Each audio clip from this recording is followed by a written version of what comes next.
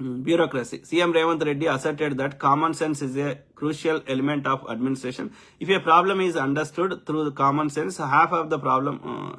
17 years opposition. Hydraulics. నాకు తెలిసి నేను మెచ్చుకోదగ్గ విషయం ఏమైనా ఉంది అంటే హైడ్రా ఒకటి. ఓకే, ఎందుకంటే అది చాలా వరకు మన హైదరాబాద్ లో ఉన్నటువంటి చెరువులని పునరుద్ధరించడం, కొన్ని ఒక న్యాచురల్ కెలామిటీస్ కానీ కొంత ఓకే, అది 100% పర్ఫెక్ట్ హైడ్రా చేసినాయని పర్ఫెక్ట్ అంటే హైడ్రా తప్పు కాదు. ఓకే, హైడ్రాకి చెప్పిన పనులు చేస్తున్నది, HYDRAA is doing good. Okay, కానీ ఇప్పుడు ఎగ్జాంపుల్, ఓకే, ఓపెన్ నాలా సిస్టమ్ ఉంది.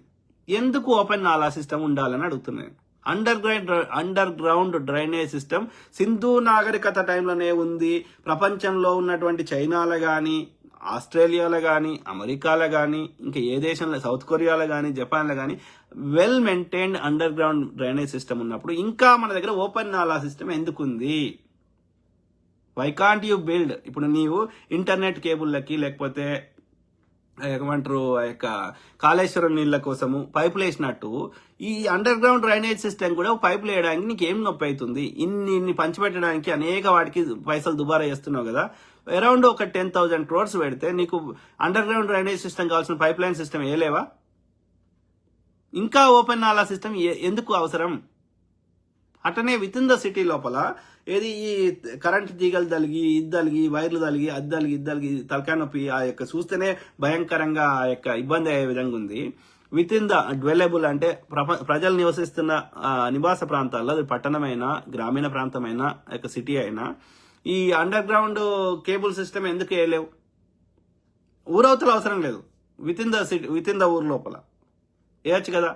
ఇవన్నీ అభివృద్ధి చెందిన దేశాల్లో చేస్తున్నారు కదా.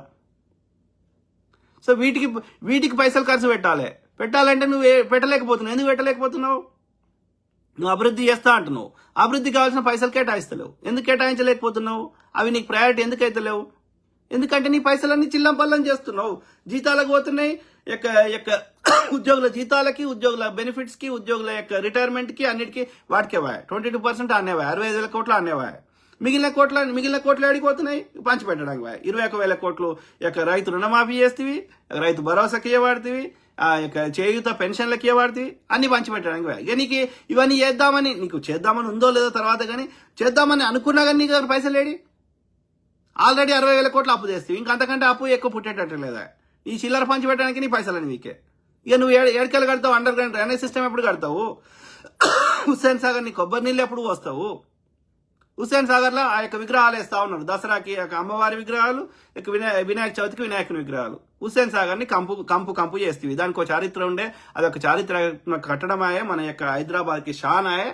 మరి దాన్ని మెయింటెనెన్స్ ఏడుంది? లేదా? అది శుద్ధి ఎప్పుడు చేస్తావు? దాంట్లో విగ్రహాలు వేయకుండా దానికి ఆల్టర్నేటివ్ గా టెంపరీగా వేరే దగ్గర ఎప్పుడు కడతావు? ఇంకోటి చెరువు కట్టి అక్కడ వేసేసి మళ్ళీ అది వేసినాక పండుగ అయిపోయినాక అవి క్లీన్ చేసి అది కూడా మెయింటైన్ చేసి అది ఒక ఆల్టర్నేటివ్ ఇంకో చెరువు ఇందిరా పార్కులు కట్టవచ్చు కదా. హుస్సేన్ సాగర్ లేకుండా వేయచ్చు కదా. అట్లా ఎన్నో ఉన్నాయి చేసుకోవాల్సినవి. ఏమి నీ దగ్గర పైసలేవి? కాబట్టి ఈ పంచిపెట్టే కార్యక్రమాలు వద్దురా అయ్యా. వాళ్ళ బతుకులు మార్చు, వాళ్ళకి వాళ్ళ తయారు చేసిన వస్తువులకు సేవలకు పైసలు వచ్చేటట్టు చేయి, వాళ్ళ స్కిల్ డెవలప్మెంట్ ట్రైనింగ్ నేర్పు. ఈ మోడల్ వర్క్ కాదు, ఈ మోడల్ లాంగ్ టర్మ్ వర్క్ కాదు ఈ పంచిపెట్టే కార్యక్రమాలతో. ఇంకా మళ్ళీ నువ్వే చెప్తావు నా కాంపిటీషన్ వాళ్ళతోటి కాదు వీళ్ళతోటి కాదని. మళ్ళీ వాళ్ళు అట్లనే చేస్తున్నారు, ఆ దేశాలు అట్లనే పంచి పెడుతున్నాయా? At least 50-60% budget you need to spend towards capital expenditure for development of infrastructure. అంటే అట్లా చేయాలంటే you need to cut down the cost. ఈ మెయింటెనెన్స్ కాస్ట్లో రెవెన్యూ ఎక్స్పెండిచర్ తగ్గించుకోవాలి. That is the only way. కానీ నువ్వు ఆ దిశగా 1% కూడా ప్రయత్నం చేస్తలేవు.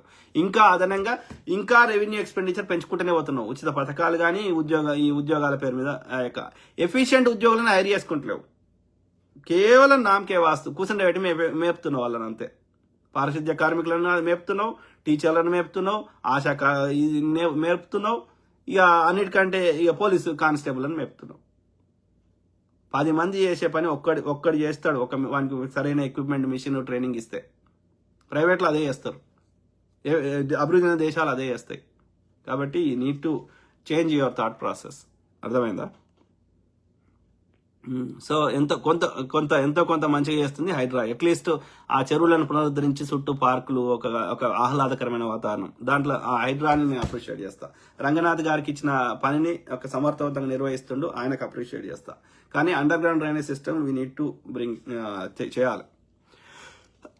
అట్లనే ఇండస్ట్రియల్ వేస్ట్, ఇండస్ట్రీస్ నుంచి వచ్చే వేస్ట్ కి దానికి కూడా సపరేట్ ఇది చేయాలి. చెర్లలకి లింకులు పెట్టి చెర్లలో కలుపుడు అది బంద్ చేయాలంటే వాళ్ళకి కూడా కరెక్ట్ గా ఇంకో పైప్ లైన్ వేసి ఇండస్ట్రీకి సంబంధించి వాళ్ళ దగ్గర ఛార్జ్ తీసుకో.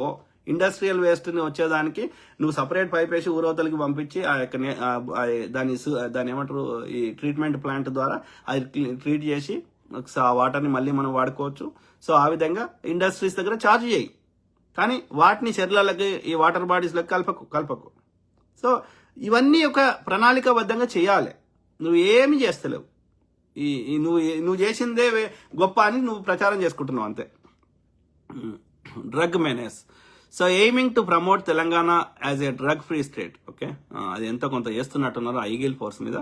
So that is good. Okay, drugs related. Cost census, ఇక కాస్ట్ సెన్సస్ చేసిన అంటున్నాడు మరి, కానీ దాని ద్వారా ఏమి కొత్తగా ఫలితం ఏమొచ్చింది? నువ్వు రాష్ట్ర స్థాయిలో కానీ కేంద్ర స్థాయిలో కానీ ఇప్పటివరకు అయితే కాస్ట్ రిలేటెడ్ చేసిన దానికి ఎక్కడ అయితే ఒక చర్య అయితే లేదు. ఇప్పుడు ఆయన బీసీ బిల్లు మరి పెట్టాలి కదా, మోడీ పెడతలేడు. సో దాంతో మనకు వచ్చిన ఏదో చేసుకున్నావు కానీ ఏదో తృప్తి కోసం కానీ ఇప్పటివరకు అయితే దాంతో వచ్చిన లాభం అయితే ఏం లేదు అదనంగా కాస్ట్ సెన్సస్తో. పొలిటికల్ జర్నీ, ఆయన ఏది జెడ్పీటీసీ మెంబర్, ఎమ్మెల్సీ, అట్లా అక్కడ నుంచి ఇక్కడ కాంగ్రెస్ పార్టీ, టీపీసీసీ, పీసీసీ అట్లా ఆయన అని చెప్పుకున్నాడు. ఇది ఆ ఇంటర్వ్యూకి సంబంధించి నేను రాసుకున్న ఏది తెలంగాణ ముఖ్యమంత్రి రేవంత్ రెడ్డి గారికి కఠినమైన ప్రశ్నలు అని. రెవెన్యూ వ్యయాన్ని తగ్గించడానికి మీరు ఏమి చర్యలు తీసుకున్నారు? ఎందుకంటే అది ఇంతకుముందు చెప్పిన కదా, డే టు డే మెయింటెనెన్స్ కి 85% బడ్జెట్ పోతుంది, కేవలం 15% క్యాపిటల్ ఎక్స్పెండిచర్ అవుతుంది. కాబట్టి ఈ రెవెన్యూ ఎక్స్పెండిచర్ తగ్గించుకుంటే మనం ఇమ్మీడియట్ క్యాపిటల్ ఎక్స్పెండిచర్ మూలధన వ్యయం పెంచుకోగలుగుతాం, అప్పుడు అభివృద్ధి చేసుకోగలుగుతాం. కాబట్టి ఈ has to change these priorities first thing.